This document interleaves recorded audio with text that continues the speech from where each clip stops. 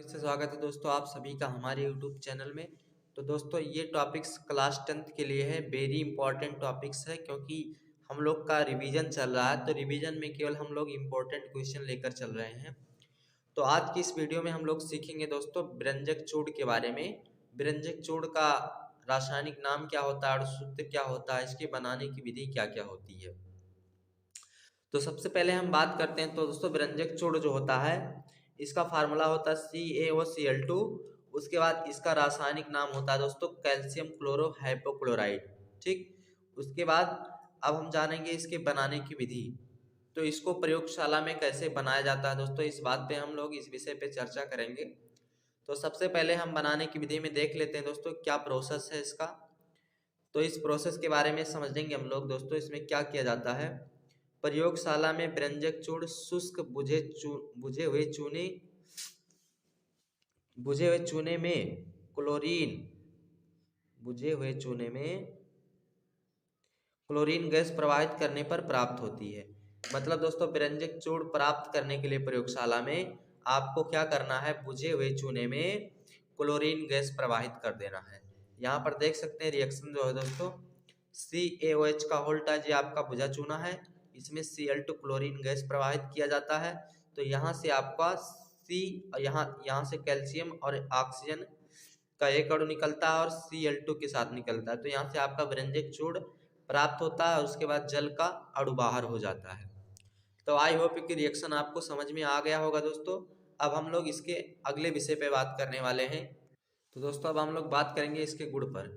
व्यंजक चूर्ण के गुण क्या क्या होते हैं। तो इसका पहला गुण अगर हम बात करते हैं तो पहला गुण ये बताता है व्यंजक चूर्ण हल्के पीले या सफेद रंग का चूर्ण होता है जिसमें क्लोरीन की गंध आती है। मतलब व्यंजक चूर्ण दोस्तों हल्का पीला सफेद रंग का चूर्ण पाउडर जैसा होता है और इससे क्लोरीन की गंध आती है, मतलब क्लोरीन की महक आती है। उसके बाद दूसरी पॉइंट की बात करते हैं, यह जल में अल्प विलेय होता है। मतलब इसको पानी में मिलाया जाए तो पूर्ण रूप से नहीं मिलता है, परंतु इसका जलीय विलयन धुंधला होता है। मतलब इसको जल में घोल दिया जाए तो दोस्तों ये हल्का दूधियापन जैसा दिखाई पड़ता है। उसके बाद अब हम लोग इसके रासायनिक गुण पे बात करेंगे दोस्तों। व्यंजक चूर्ण के रासायनिक गुण क्या क्या होते हैं। तो व्यंजक चूर्ण के रासायनिक गुण में हम लोग पहला पढ़ेंगे जल अपघटन। मतलब इसका अपघटन करने पर क्या होता है। तो कोबाल्ट क्लोराइड की उपस्थिति में व्यंजक चूर्ण अपघटित होकर ऑक्सीजन देता है। मतलब यहाँ पर क्लोरीन दोस्तों क्या नाम है, व्यंजक चूर्ण जो है दोस्तों इसको ब्लीचिंग पाउडर को अगर कोबाल्ट क्लोराइड की उपस्थिति में अपघटित किया जाए तो ये CaCl2 बनाता है। उसके बाद ऑक्सीजन गैस मुक्त करता है। उसके बाद इसके दूसरे पॉइंट की बात करते हैं दोस्तों, CO2 से क्रिया। मतलब यहाँ पर अपघटन था, अब हम इस व्यंजक चूर्ण की क्रिया CO2 से करेंगे। ब्लीचिंग पाउडर की क्रिया CO2 मतलब कार्बन डाइऑक्साइड से करेंगे। तो देखते हैं क्या देता है चीज। कार्बन डाइऑक्साइड इसके संपूर्ण क्लोरीन को निकाल देता है।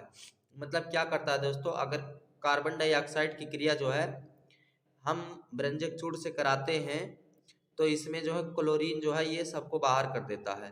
तो क्या होता है, यहाँ पर व्यंजक चूर्ण लेते हैं और इसको कार्बन डाइऑक्साइड के साथ मिलाकर गर्म करते हैं 70 डिग्री सेल्सियस पर। तो इसमें से कैल्शियम कार्बोनेट और कैल्शियम कार्बोनेट प्राप्त होता है और क्लोरीन का सभी अणु बाहर हो जाता है। उसके बाद इसके अगले गुण की बात करते हैं दोस्तों, अम्लों से क्रिया। कि ये अम्लों से क्रिया करके क्या बनाता है। तो चलिए इसके कई रिएक्शन है दोस्तों, हम लोग सभी अम्लों से क्रिया करके देख लेते हैं। सबसे पहले बात करते हैं व्यंजक चूर्ण तन अम्लों से अभिक्रिया करके लवण जल तथा क्लोरीन गैस बनाता है। यहाँ पर तीन चीज देता है दोस्तों। व्यंजक चूर्ण जो है ये अम्लों से क्रिया करता है तो तीन चीज देता है। नंबर एक देता है दोस्तों लवण जल तथा क्लोरीन गैस मुक्त करता है। अब देखते हैं रिएक्शन के माध्यम से समझ लेते हैं। CaOCl2 व्यंजक चूर्ण है, इसकी क्रिया पहले हम H2SO4 अम्ल से करते हैं। तो यहाँ से CaSO4 मतलब कैल्शियम और SO4 क्रिया करके कैल्शियम सल्फेट लवण बनाते हैं। उसके बाद यहाँ से हाइड्रोजन और ऑक्सीजन दोनों आपस में क्रिया करके जल बनाते हैं और क्लोरीन दोनों बाहर हो जाता है। उसके बाद इसी प्रकार HCl का क्रिया देख लेते हैं। व्यंजक चूर्ण ये है, HCl की क्रिया इससे करते हैं। तो यहाँ पर Ca मतलब यहाँ का कैल्शियम और यहाँ का दोनों क्लोरीन इससे क्रिया करके CaCl2 बना लेता है उसके बाद यहाँ का दोनों हाइड्रोजन एक ऑक्सीजन से क्रिया करके जल बनाता है और दोनों क्लोरीन बाहर हो जाएगा। उसके बाद दोस्तों इसकी क्रिया एसिटिक एसिड से देख लेते हैं। तो इसी प्रकार एसिटिक एसिड का भी आप समझ सकते हैं। अब हम लोग दोस्तों इसके उपयोग के बारे में बात करेंगे कि बेरेंजक सूट का उपयोग कहाँ कहाँ होता है। तो चलिए दोस्तों हम लोग उपयोग की बात करते हैं। ब्लीचिंग पाउडर का उपयोग कहाँ कहाँ होता है। तो पहला उपयोग हम देखते हैं दोस्तों, इसका उपयोग पेयजल के शुद्धिकरण में किया जाता है। मतलब जो पीने का पानी होता है इसको शुद्ध बनाने में किया जाता है दोस्तों। उसके बाद पहले इसको लोग नल वल में डालते थे, नल या कुएं में, इन सब चीज़ों में डालते थे कि पानी जीवाणु रहित हो जाए। उसके बाद दूसरा पॉइंट देखते हैं, ऊन को सिकुड़ने से बचाने में प्रयुक्त होता है। जहाँ पर ऊन बनता है दोस्तों वहाँ पर इसको ऊन में प्रयुक्त किया जाता है कि ताकि उसमें सिकुड़नपन ना आए। उसके बाद तीसरा पॉइंट इसका दोस्तों, इसका उपयोग कपड़ों का विरंजन करने के लिए भी किया जाता है। तो आई होप कि आपको ब्लीचिंग पाउडर के सभी उपयोग समझ में आ गए होंगे। चलिए दोस्तों आज का वीडियो यहीं तक, फिर मिलते हैं नेक्स्ट वीडियो में नए टॉपिक के साथ। Thanks for watching this video.